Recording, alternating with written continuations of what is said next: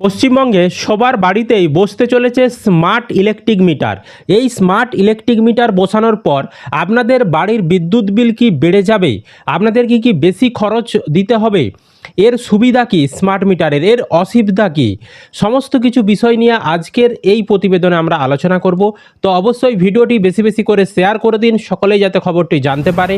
আর এই ধরনের তথ্য আপডেটগুলো সবার আগে পেতে চ্যানেলটিকে সাবস্ক্রাইব করে রাখবেন। ফেসবুক থেকে যারা ভিডিওটিকে দেখছেন পেজটিকে ফলো করে রাখতে ভুলবেন না। তো সম্প্রতি আমাদের পশ্চিমবঙ্গে এসেছিলেন কেন্দ্রীয় বিদ্যুৎ মন্ত্রী মনোহরলাল খট্টর। তিনি কিন্তু পশ্চিমবঙ্গে এসে প্রেস কনফারেন্স করে তিনি জানিয়ে দিয়েছেন যে পশ্চিমবঙ্গে জুলাই মাস থেকে শুরু হতে চলেছে স্মার্ট মিটার বসানোর কাজ।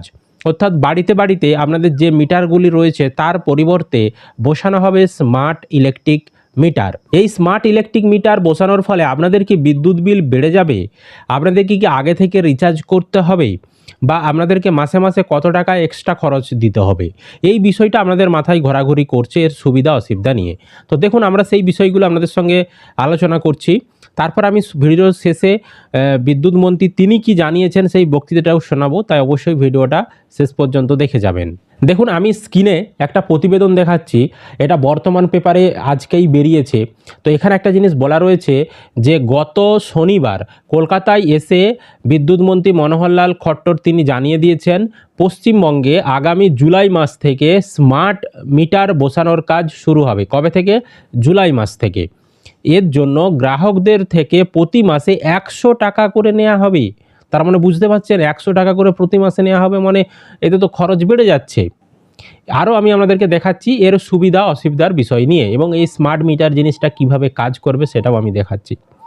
দেখুন, এর সুবিধা কি? স্মার্ট মিটার যদি বসাই, সুবিধা হচ্ছে বিদ্যুৎ খরচ সহজে দেখা যায়, ফলে কোথায় বেশি বিদ্যুৎ খরচ হচ্ছে সেটা বোঝা যায়। মিটার রিডার এসে রিডিং নেওয়ার দরকার কমে যায়, বিল তুলনামূলকভাবে নির্ভুল হতে পারে। এটা হচ্ছে একটা গুরুত্বপূর্ণ বিষয়। বর্তমানে ইলেকট্রিক আপনি কীরকম খরচ করছেন সেটা কিন্তু বিদ্যুৎ দপ্তরের আধিকারিকরা এসে চেক করে যায়, মিটারে কত রিডিং হয়েছে সেটা তুলে নিয়ে যায়, তারপর বিল জেনারেট হয়, আপনার বিল তারপর আসে, আপনাকে বিল দিতে হয়, মানে বাড়িতে এসে দেখে যেতে হয়। এবার যদি স্মার্ট মিটার লাগান সেটা অটোমেটিক নির্দিষ্ট সময় পরে বিদ্যুৎ দপ্তরের কাছে তাদের সিস্টেমে পৌঁছে যাবে যে আপনার বাড়িতে কত বিদ্যুৎ আপনি খরচ করেছেন, সেই রকম কিন্তু বিল জেনারেট হয়ে যাবে। আর বাড়িতে এসে কত আপনি বিদ্যুৎ পুড়িয়েছেন সেটা কিন্তু আর নথিভুক্ত করে নিয়ে যেতে হবে না। এটা একটা দিক গেল। তারপর প্রিপেড সুবিধা থাকলে আগে থেকে রিচার্জ করে ব্যবহার নিয়ন্ত্রণ করা যায়। এবার এইখানে একটা মানুষের একটা বুঝতে অসুবিধা হচ্ছে, স্মার্ট মিটার আলাদা আর প্রিপেড স্মার্ট মিটার আলাদা। শুধু স্মার্ট মিটারে আগে থেকে কোনো রকম রিচার্জ করে রাখতে হয় না, কিন্তু প্রিপেড স্মার্ট মিটারের ক্ষেত্রে আগে থেকে আপনাকে রিচার্জ করতে হয়।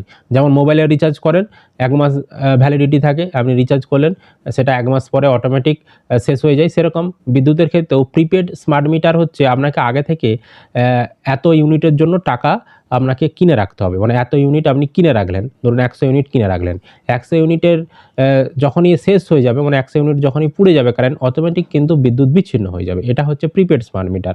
তবে প্রিপেড স্মার্ট মিটার এখন বসানো হবে না, প্রথমে স্মার্ট মিটার বসানো হবে, তারপর সরকারি ক্ষেত্রগুলোনে ধীরে ধীরে প্রিপেড স্মার্ট মিটার বসানো হবে।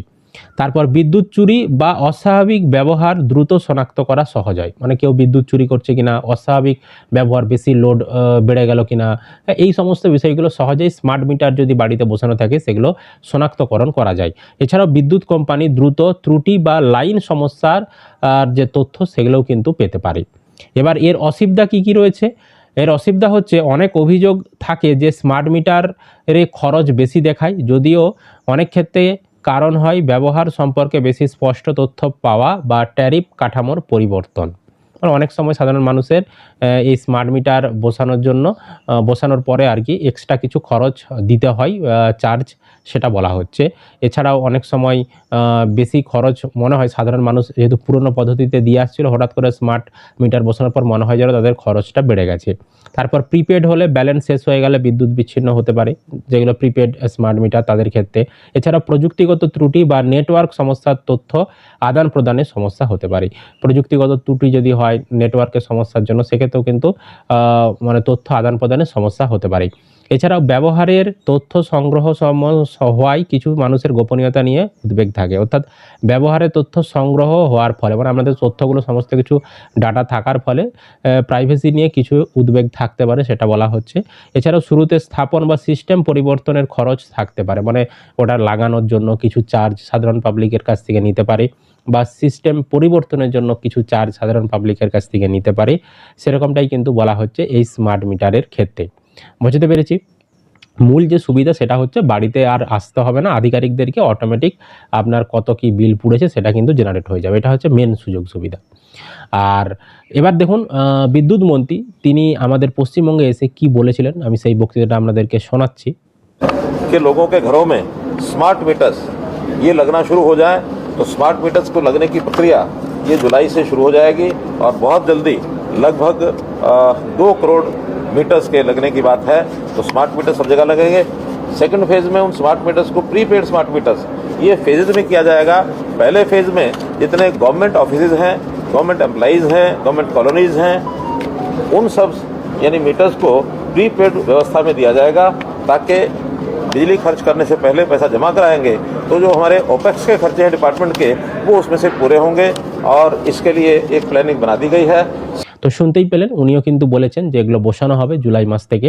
তো আপনারা এই স্মার্ট মিটার বিষয়টিকে সমর্থন করছেন কিনা অবশ্যই কমেন্ট করে জানাবেন, আর ভিডিওটি বেশি বেশি করে শেয়ার করে দিন, সকলে যাতে জানতে পারে। আর এই ধরনের আপডেট পেতে চ্যানেলটিকে সাবস্ক্রাইব করবেন। ফেসবুক থেকে যারা ভিডিওটি দেখছেন পেজটিকে ফলো করে রাখতে ভুলবেন না।